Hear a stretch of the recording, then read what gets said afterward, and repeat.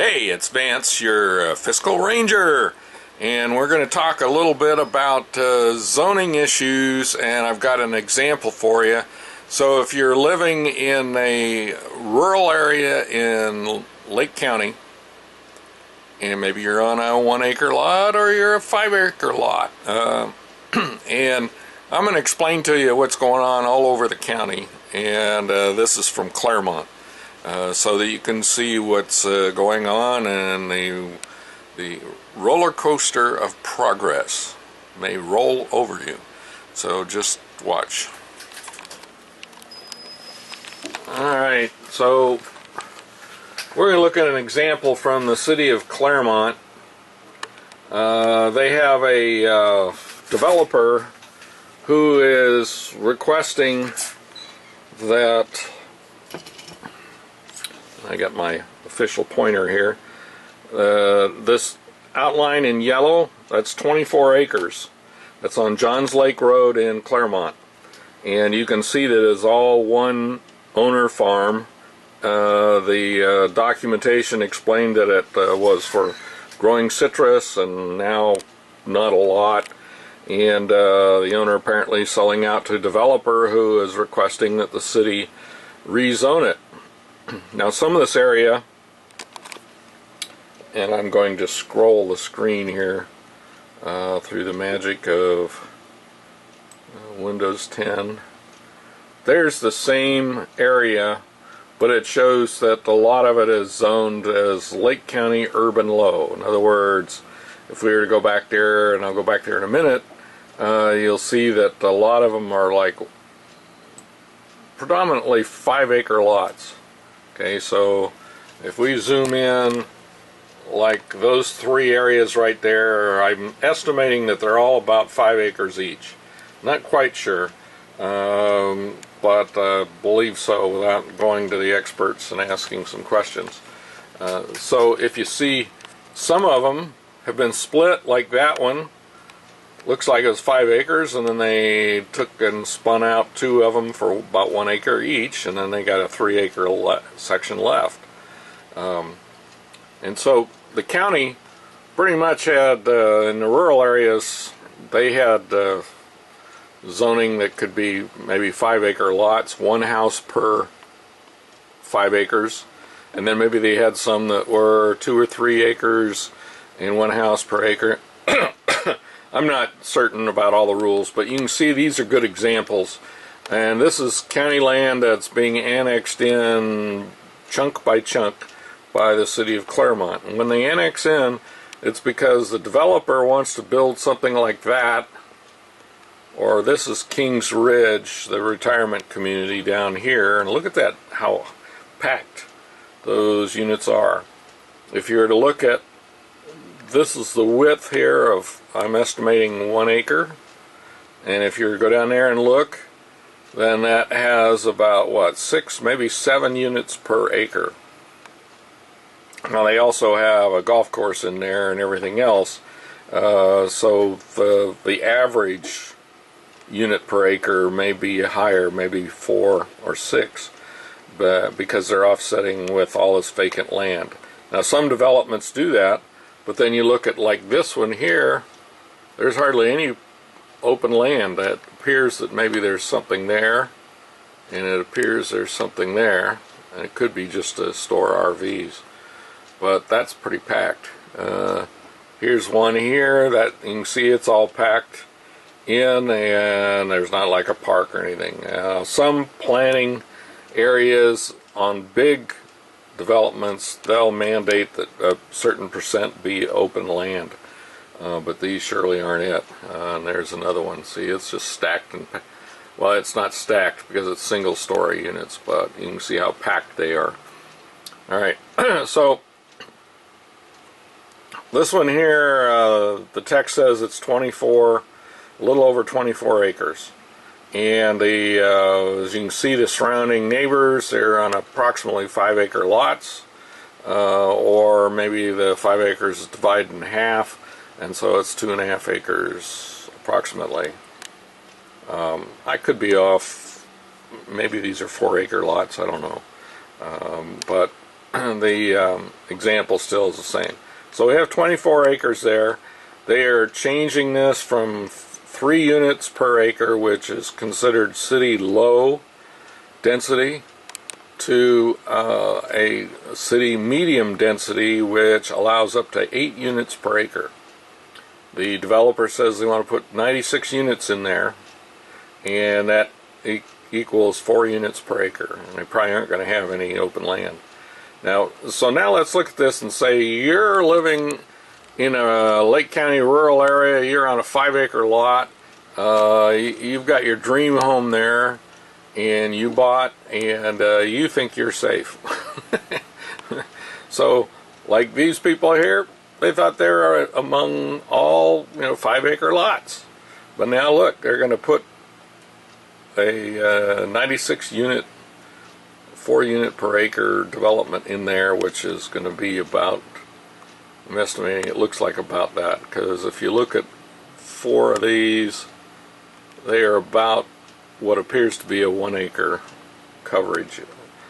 So they can come in the city, and when they do a development above a certain size, they can't put septic tanks or wells in anymore, which is the old way. And so instead they have to be annexed into the city so they can get water and sewer lines to all those units.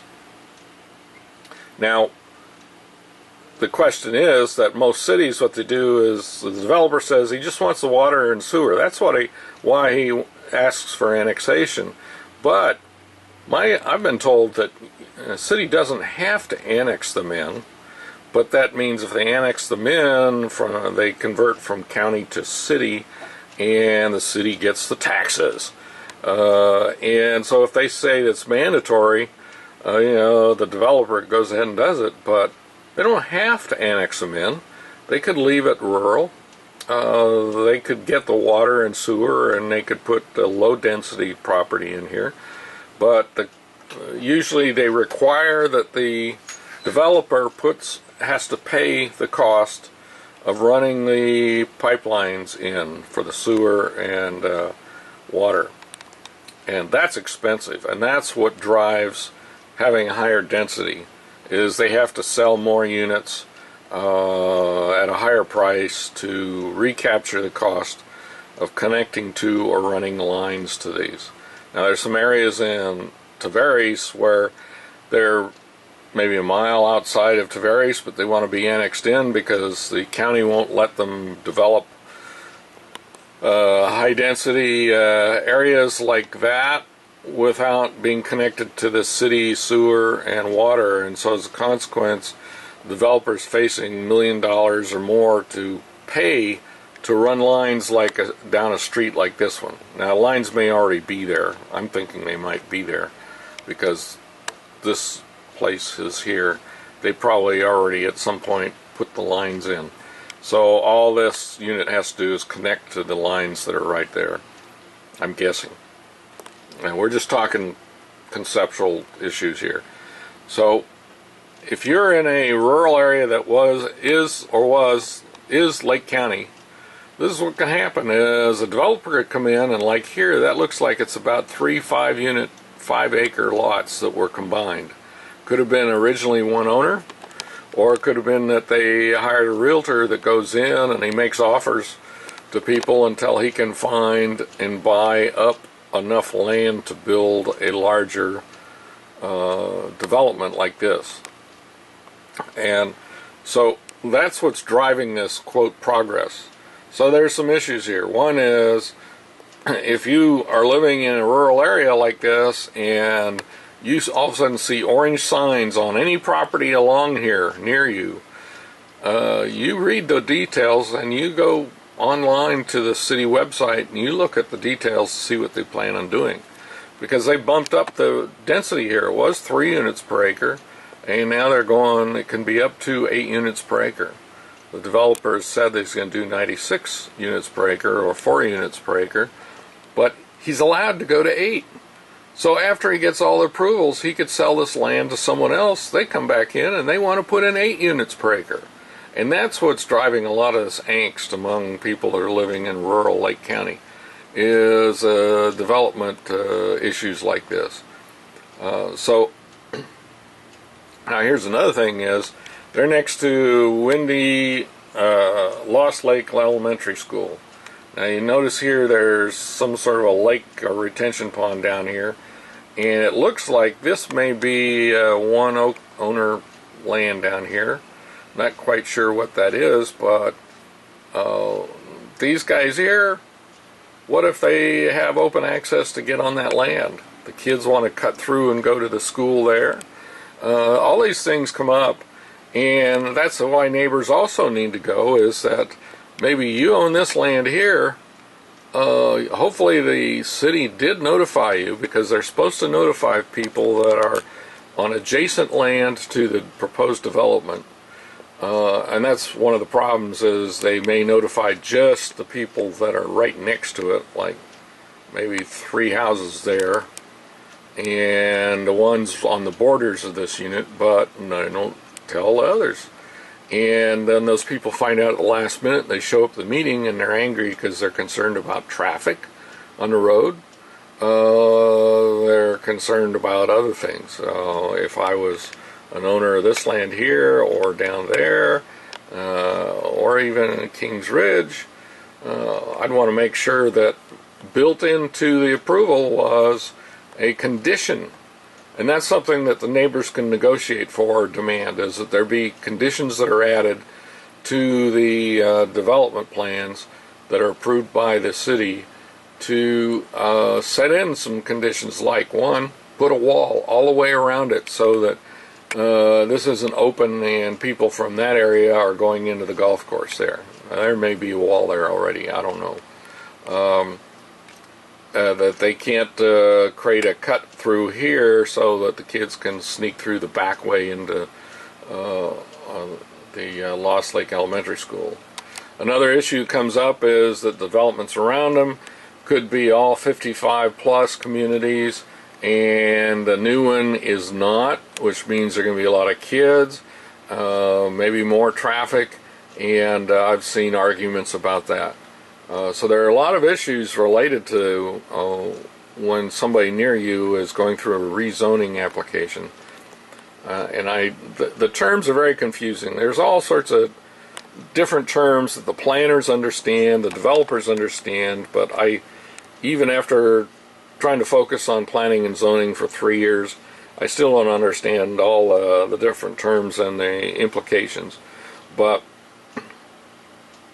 once you start seeing those orange notices with and it'll say there's now going to be planning and zoning meeting because the developers the owner of the land is proposing that the zoning be changed from, in this case, this one house on 24 acres, and it was agriculture use, it was orchards or whatever. They're changing it to build in all these homes. That can impact you. That can impact these people right here. It can impact these people here. It can impact these people here. And there probably isn't going to be any excess noise from those. We've seen issues, though, where land, instead of being for homes, and again in the rural area, and isn't really involved with the city, but the owner of a land area, like it could be just this chunk here, or even this one in yellow, they want to convert the use from agriculture only to having a gun range, and that's happened in North Lake County. They want to put in a mud racing pit for mud races on the weekends with all the noise. They want to put in a dog kennel with all the dogs yapping. There's all sorts of things that can cause noise, and so then you have to have mitigation. If you have neighbors who don't respond, don't show up, don't ask for conditions to be implemented, such as a buffer between, say, their border and a neighbor who is planning on something that's going to generate a lot of noise, like he's going to have a trucking yard there for freight because it's commercial. they've got to respond to those. Now, there's been enough aggravation I've seen at different zoning locations that in different cities and the county, because their notification process is to put up these signs, which are really cheap, flimsy cardboard that once it rains they fold over and you can't even see what they are. And most people drive by them and are not aware that they really, if it's near their place, they ought to stop and they got to read that so they know what's going on. Secondly, the neighbors need to get organized. They should have an existing Facebook page or set one up to share the information and act together, know where they're going. It may be even that it could be something that's going to cause a lot of generation of noise that could damage the value of the properties next to it and all around it. That's happened with a medical marijuana facility north of Eustis, where the agriculture operation that got state approval for medical marijuana growing and processing brought in huge air conditioners because they had to keep the Quonset huts or the facilities cooler than the outside air, and the noise goes, neighbors can hear it for up to a half mile or mile away. And the neighbors right next door, like let's say in that instance there was a guy right next door to where this medical facility was, there was just this constant loud drone 24 hours 7 of these air conditioning units, and they're huge industrial units, and so that's another one. Or another issue is the agriculture operation in let's see, they're also north of Eustis, and they were going to create a dormitory for 200 H-2A migrant workers. They're not actually migrants, they're approved seasonal workers that come in and live in a dormitory, and it could be up to 200 of them. And so imagine all of a sudden you're one of these neighbors, as it is the real case up there, and the guy here is putting in a dormitory for 200 agriculture workers. And first it's 2 stories, so it kind of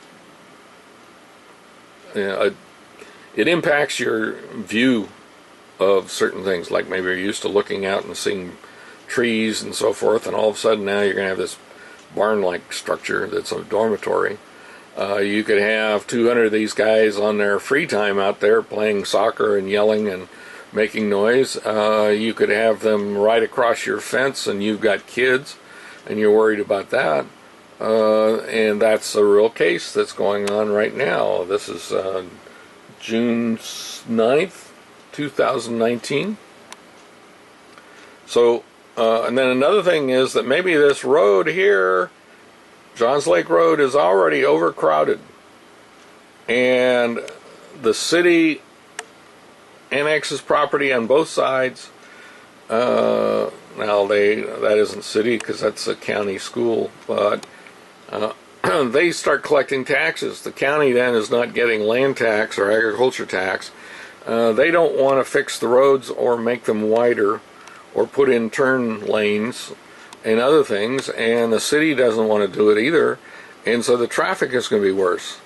Now, it's my personal view from being at a number of these meetings is that the developers are required to do a traffic study, and so they may do a traffic study and say, well, this unit here with 96 units is going to generate, say, 1,000 trips of cars going in and out every day.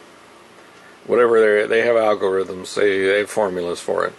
And they know just based upon the number of units, and whether they're 1 bedroom or 3 bedroom, and how many cars that they're probably going to have, and how many kids they're going to have.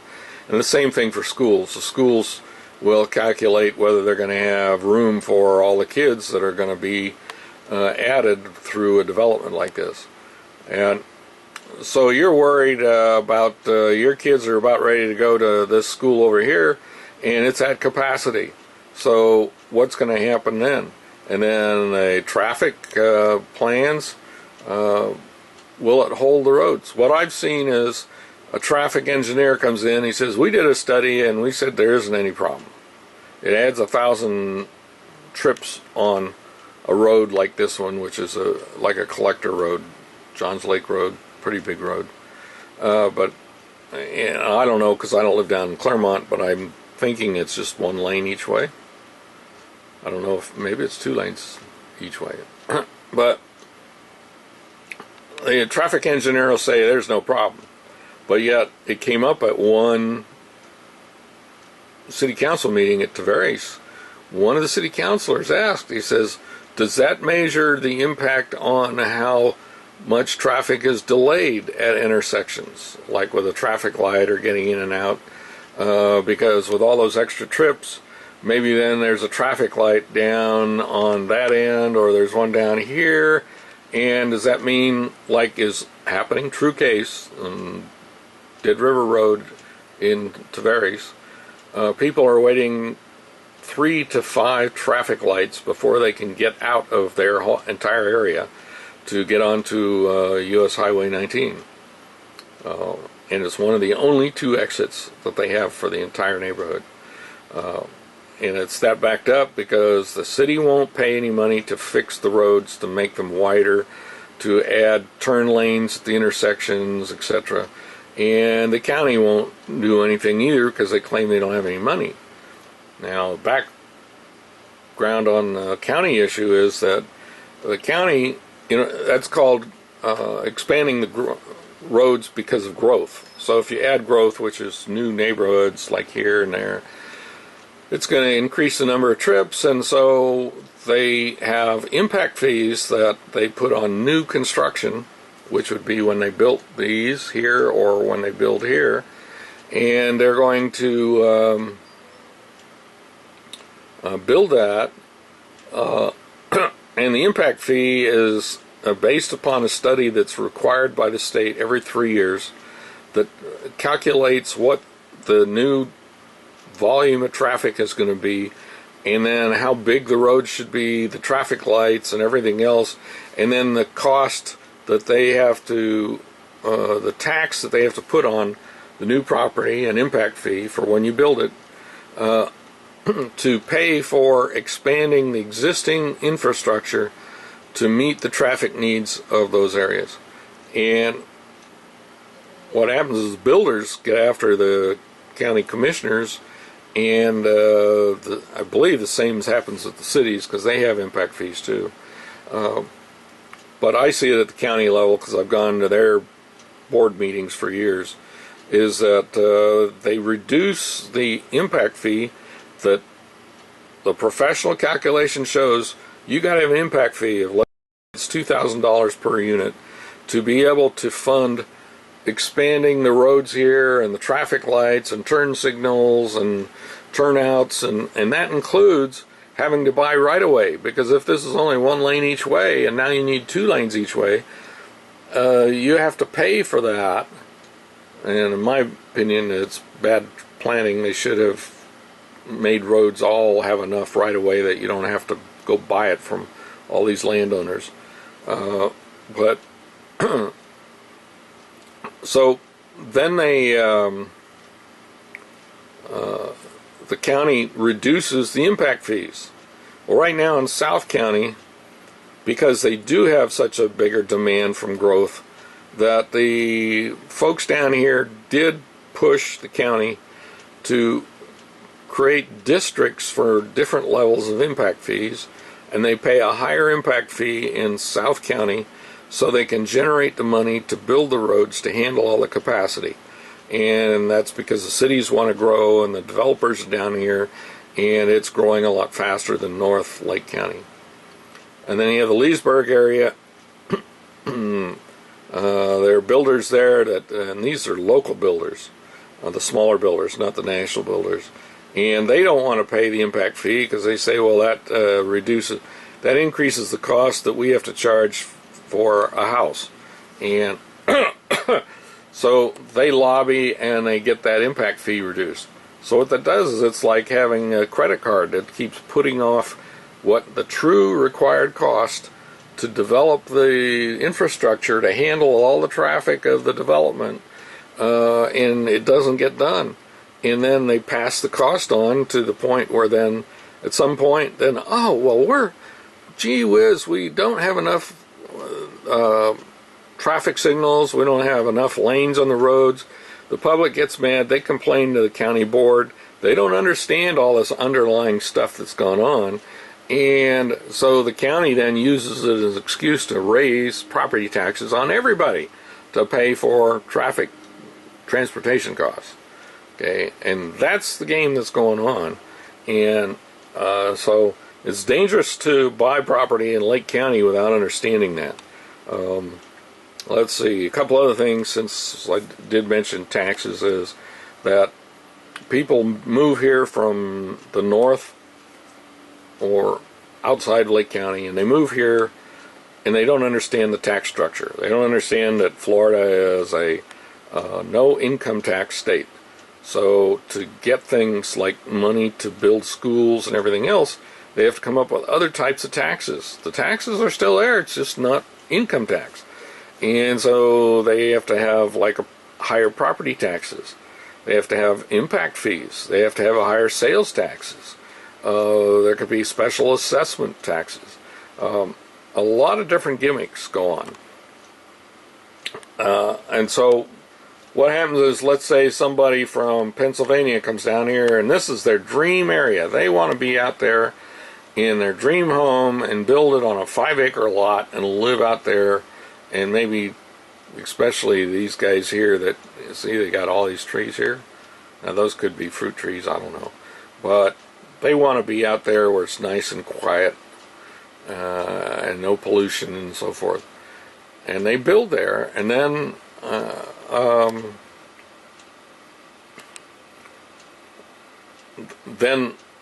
what happens is they didn't check to find out what the estimate would be of the taxes after they buy the property at the higher rates.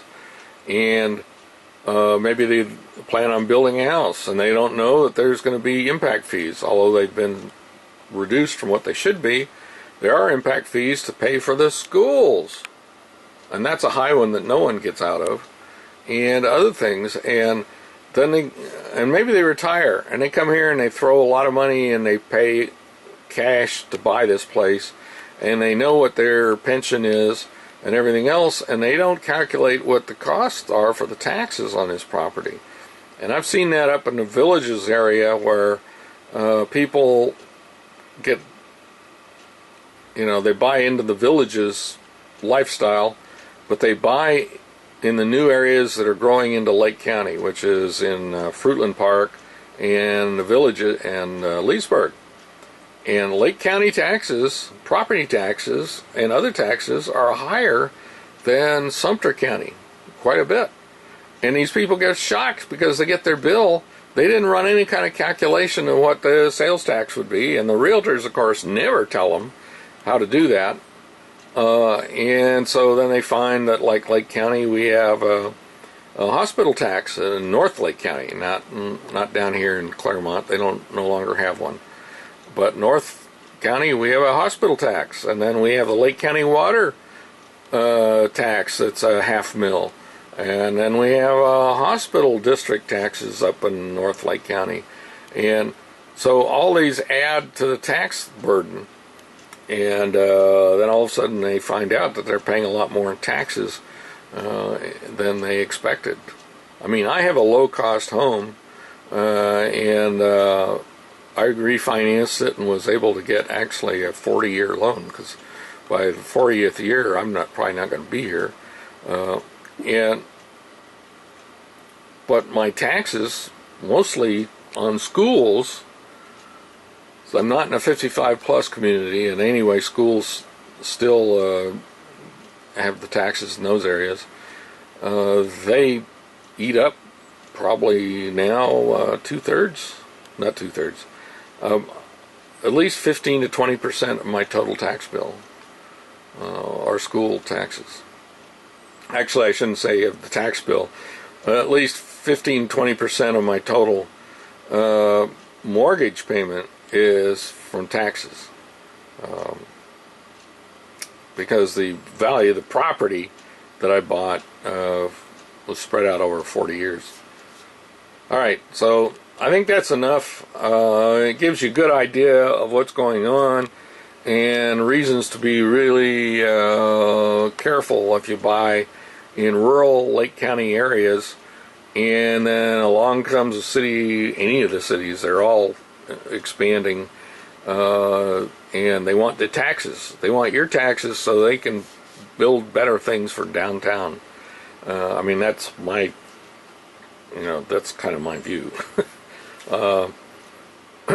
And so whether it's Claremont or it's Tavares or it's Mount Dora, Leesburg, the city leaders, a lot of them have grown up, they're local, they want to build stuff.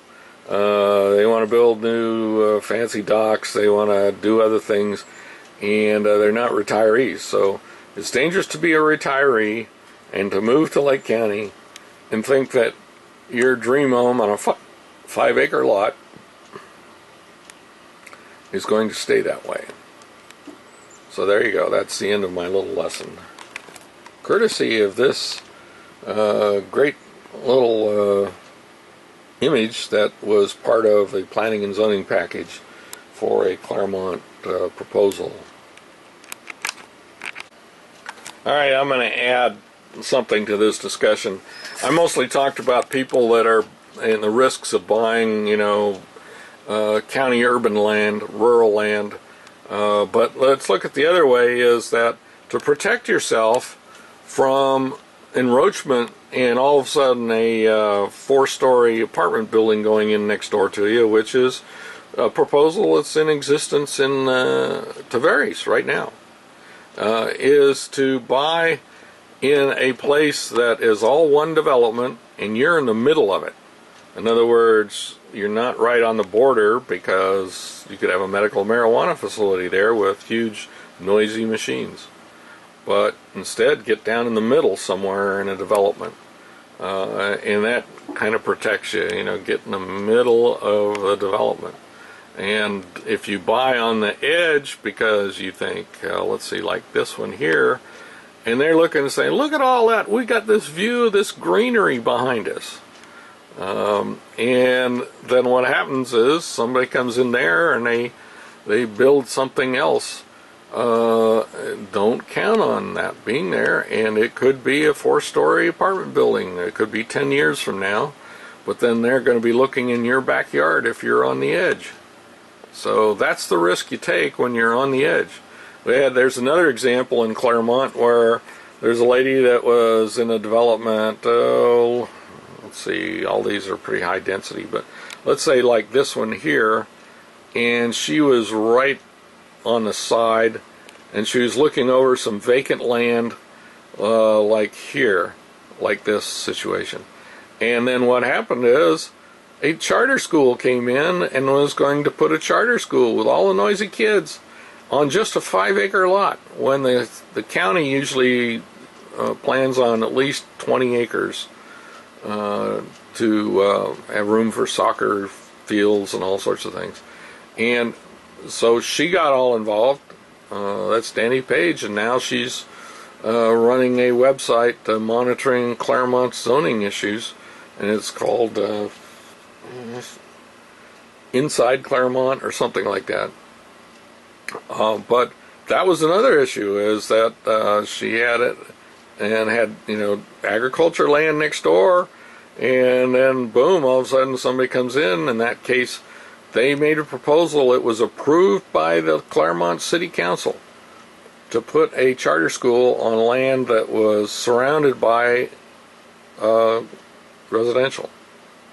And that would have generated a lot of traffic. It would have come out on their road right there. And it was a bad decision.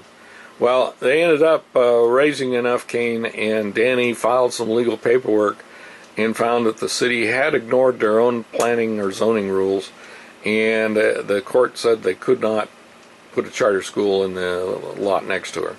So she won that one. But something else could be, a commercial district, I don't know what, could be put in there. So that's something is you locate in the middle. If you buy something on the outside, you could have, anything go next door to you. You don't know what, because the developer can go in and he can request anything, and if the city council approves it, you're dead. So there's a lesson to learn. Is the big thing is, if you get rural land, like I said, you could have almost anything happen next to you. And unless you're organized with all the neighbors and you raise hell and show up at the county planning and zoning meetings, as well as the city county board meetings when the item is being discussed, and demand concessions and demand conditions, you're going to get, you could have a gun range next door. You could have, like I say, a mud racing pit, dog kennels. You could have and all this has happened in the time I've been watching here in the county. So the only safe thing is find a big development that is a development, maybe even a gated community, and then you get a lot in the middle. Or if it's on the water, you get on the water. But now here's another one is, let's say that this was all developed and you are in there and you have land on the water. Then there's a Lake Saunders that's in between Mount Dora and Tavares, and people are on the lake. Most of them are single family homes around most of the lake, but on the southern end it borders old Highway 441, and it's commercial.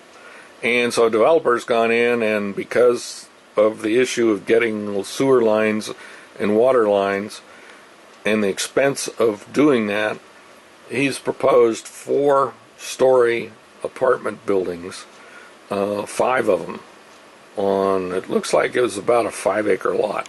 It's about that size of one of those. And the neighbors have just come unglued, because it's mostly either single-story commercial next to it, or maybe mobile home parks fairly close, or all the homes that are around the border of the lake. And it would add, I don't know, it's a couple thousand car trips on the highway, and it would also generate a lot of people, that are renters, and they probably only have a canoe or something, but they're all going to want to go out on that lake and fish and do things, and people just came unglued. And so that is going on right now. There's still that issue being discussed in the city of Tavares. So there's my rule. The safest thing is buy in the middle of a developed community, and that community could be, okay, now that triggered another thought. So let's say that you bought in the middle of Deer Island, and Deer Island was originally sold with, 1 acre, 5-acre lots, and a lot of them are on shores of a lake. And that Deer Island is just south of Mount Dora. It's on Lake Dora. Yeah. And so those people bought in there. Well, then they couldn't sell all the internal lots. The equivalent of selling the lots around the edge because they're on a lake, but the internal lots they couldn't sell at the prices they were asking. And they've gone through like about 2 or 3 owners. So the last owner, what they did is that they rezoned all the internal lots from like 1 or 5 acres to like about 4 per acre. So now you got these little townhomes with adjoining walls, and they're across the street from $1 million homes that are on the water. And so that's a danger even there. So it's dangerous to buy land in Lake County or any growing area. You're almost better buying an existing property that's within a developed community like here, and they're just risks. I mean, I've even seen skilled, experienced developers from other states like California and Arizona in one case, and he moved here, he researched it, they went to all sorts of homes for their dream retirement home, and they got it. And it's down near Deer Island, and it's on the water, Lake Dora. And then a proposal came in to put in 4-unit per acre lots right across the street from them. That's the equivalent of these. across from, he's like, I think about 2.5 acres. And it would generate a lot of traffic, and there's only one collector road that everybody uses to get out. It's kind of like Dead River Road, but it's called Shirley Shores Road. And so it dramatically increased the traffic, and dramatically increased the number of people in the community. And you know, if you bought a 5-acre water lot, you don't really want to maybe be in a neighborhood that has 4 houses per acre. Just doesn't mix. I mean, people work for it. I've been around them. I've worked for them. They work for it. They've earned the money. They want to have a nice retirement home.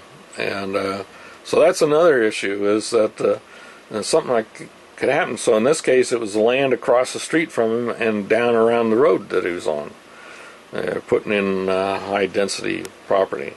And they ended up, all the neighbors though got together. They fought the developer and the city of Tavares, and they were able to get a lot of conditions in that reduced the number of